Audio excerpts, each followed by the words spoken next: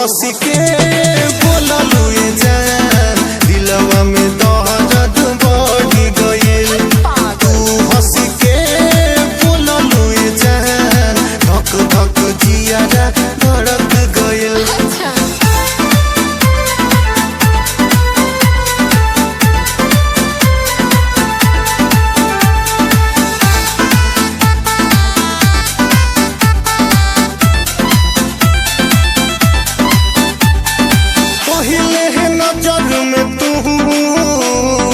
पागल बना तू दिहलू देखनी तहक जब से